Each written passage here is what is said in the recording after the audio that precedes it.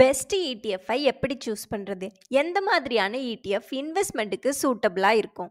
இதை பற்றி தெரிஞ்சுக்க எங்கள் chief financial planar mister Ramalingam நம்மளை கைட் பண்ண இருக்காரு. ராமலிங்கம், நீங்கள் டேக் ஓவர் பண்ணலாம். இடிஎஃப்ஸ் எல்லாமே ப்ரிடாமினண்டா மியூச்சுவல் ஃபண்டோட ஒரு வகையாக தான் இருக்கும். அந்த கோல்டு இடிஎஃப் அப்படின்றது கோல்டு ரேட்டை அப்படியே மிமிக் பண்ணக்கூடிய ஒரு விஷயமா இருக்கும்.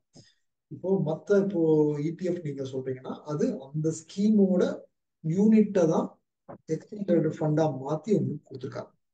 இப்போ எக்ஸ்சேஞ்ச் ரேட் ஆகும்போது என்னன்னா, ஏற்கனவே அந்த யூனிட்டை யார் வச்சிருக்காரோ அவர்கிட்ட இருந்து நீங்க வாங்கணும். அதோட ஆக்சுவல் வேல்யூ என்னன்றது டிஃப்ரெண்ட். அவர் என்ன ரேட்டுக்கு விற்க தயாரா இருக்காரோ அந்த ரேட்டு தான் நீங்க வாங்க முடியும். ஸோ அவர் விற்க தயாராகவே இல்லாதப்போ நீங்க வாங்கணும்னு நினைச்சீங்கன்னா அதிக ரேட்டு கொடுத்து வாங்கணும். நீங்க விற்க நினைக்கிறீங்க, மார்க்கெட்ல வாங்குறது யாருமே தயாரா இல்லை, கம்மியான ரேட்டுக்கு விற்கலாம். அதான் நான் இம்பாக்ட் காஸ்ட் அப்படின்னு சொல்லுவேன்.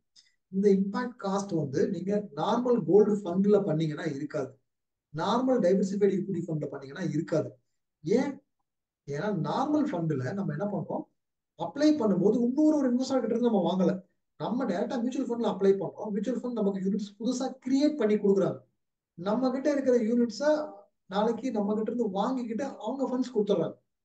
ஸோ இங்க கவுண்டர் பார்ட்டி ரிஸ்க் அப்படின்றதே கிடையாது. அதனால இங்க உங்களுக்கு இம்பாக்ட் காஸ்ட்ன்ற கான்செப்டே கிடையாது. அதனாலதான் இடிஎஃப் நார்மல் ஃபண்ட்ஸ் பல விதங்கள்ல பெட்டரா இருக்கும். தென் நீங்க கேக்குறீங்க இடிஎஃப் இண்டெக்ஸ பீட் பண்ணுமா அப்படின்றது கேக்குறீங்க.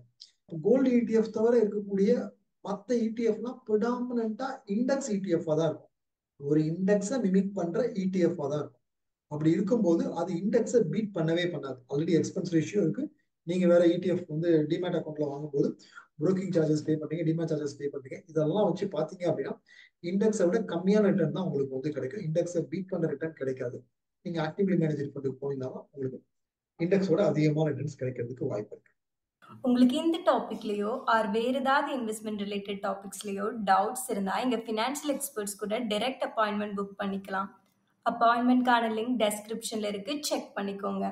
ஆல்சோ ஃபைனான்ஸ் அண்ட் இன்வெஸ்ட்மெண்ட் பத்தி இன்னும் நல்லா தெரிஞ்சுக்கணும்னா எங்க லைவ் வெபினார் ஜாயின் பண்ணிக்கோங்க. வெபினார்க்கான லிங்க்கும் டெஸ்கிரிப்ஷன்ல இருக்கும், செக் பண்ணிக்கோங்க. இந்த webinar full and full free. உங்களுக்கு இந்த வீடியோ பிடிச்சிருந்தா லைக் பண்ணுங்க. ஃபைனான்ஸ் பத்தி தெரிஞ்சுக்கணும்னு நினைக்கிற உங்க ஃப்ரெண்ட்ஸ் அண்ட் ஃபேமிலிக்கு ஷேர் பண்ணுங்க. ஆல்சோ மறக்காம சப்ஸ்கிரைப் பண்ணிக்கோங்க.